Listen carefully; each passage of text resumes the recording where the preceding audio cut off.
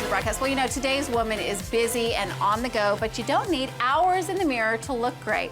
We'll learn about the 5-minute makeup tips right now with Jennifer because she is so good and such a good teacher. And okay, so really 5 minutes? 5 minutes, easier than you think. I thought I would be the guinea pig today. Okay, So, show us how we're gonna start here. First things first, I'm using all my stuff that I use every day at home. A little bit of eyeshadow base. You can just use your fingers. So I do a little on each lid. I've already screwed up because I don't use eyeshadow base and I should. Well, I love eyeshadow base because let's say we don't have time to do eyes today, right? We're just doing 5-minute makeup. This will help my mascara from smudging. Ah, smart. Next step, I'm gonna throw my foundation on. I'm a hygiene freak, so I always like to use a Q-tip first.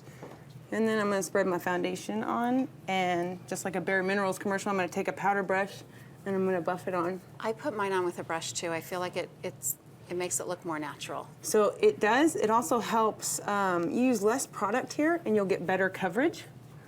And so, like I said, I'm just pretending like I'm in a Bare Minerals commercial. I'm not really pushing, I'm just buffing it on. And then... I feel like when you do it this way, it gets like in the nooks and crannies of your skin. Like it gets in the pores, it gets in the everything so that... If you have texture issues, a powder brush is perfect for liquid foundation. And liquid foundation is always gonna look more like skin than a straight powder. And let's say I needed to conceal stuff, so all I'd have to do is go back with an eyeshadow brush, and then I'm gonna buff where I need to. A little extra coverage. So in the meantime, while that's setting, I'm gonna throw my lips on. Something quick and easy. Blush tone will work. That's like a good natural tone, but just enough color that it looks like you've got something on. And then I have uneven lips, so I'm gonna sketch them on a little bit with liner. So you color outside the lines a little bit on your lips? I color outside the lines a little bit, and then I also take my top lip and I'll trace it over that bottom, and then I can kind of clean it if I need to. And then I'll sit here with my, I'll anchor my hand on my face with the liner. And you even them out. And just sketch it on. This is an important step, I think, evening out your lips, also with your eyebrows, because I do that in the morning. Eyebrows and lips, I think it kind of makes all the difference. Eyebrows and lips, just like the rest of our face, nothing's symmetrical, right? So they're sisters, not twins. So they don't have to be perfect, but they're it's fun sisters, to try. not twins. I love that. So sketch it on. So lining it in, okay. And you really don't have to have a super steady hand for this. It's not like, it's not surgery, it's just... No, and then if you're new to lining your lips, do your lipstick first and then sketch this on. It'll make a big difference when you're new. So by that time... What color is this, by the way? This is a MAC liner. Which one is that? This is one of my favorites. It's called Half Red. Okay. It works on everybody. That's a good color. Next up, my foundation has had time to set, so then I'll go to my blush. Same brush. And then remember how we talked about you can find your cheekbones if you want to? So we can do this 2 ways. We can smile, and we can do a lot of color on the cheeks. Right? So you just kind of buff it on. Or if I want... And you use the same brush that you used for your foundation. That's great. Right. Now, if you do that, you're just going to have to clean them a little more. So otherwise, it's never a bad thing to have more than one. Or let's say I wanted less blush, then I would start, once again, find that cheekbone at the top. Nike swoosh. Nike swoosh. Nike swoosh. So I can go either way. I'm a color girl, so I'm going to give myself a little more cheek. And I think especially like in the winter when your skin tone is just a little bit more pale, because you're not like as sun-kissed as you are in the summer. True, true. It's nice to get a little bit more color in your cheeks. Well, and it sounds silly, but when it's drier and you're not as hydrated as you'd like to be, your face will eat the makeup off a little bit. So it's good to go a little heavier on your blush. So you've basically got your whole face on, now just eyes. Yep, I'm a big fan of mascara primer.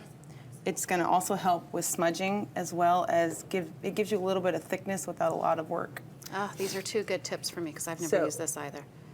I prime them first. Now you can prime it, and if you want that natural look, then just prime them and leave it alone. Another look. Now it won't go on white, it'll dry clear, right? It'll dry clear.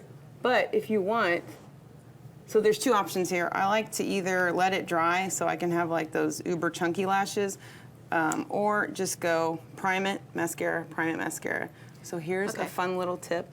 If you want, if you don't have time to line your eyes, we're gonna pretend like we're teasing our bangs with the mascara. And you go in a little bit and out. So you wiggle, pull out, wiggle, pull pull out. Wiggle and pull, girls. That's right. Wiggle and pull. Wiggle and pull. It's a good rule of thumb for lots of things in your life, let me tell you.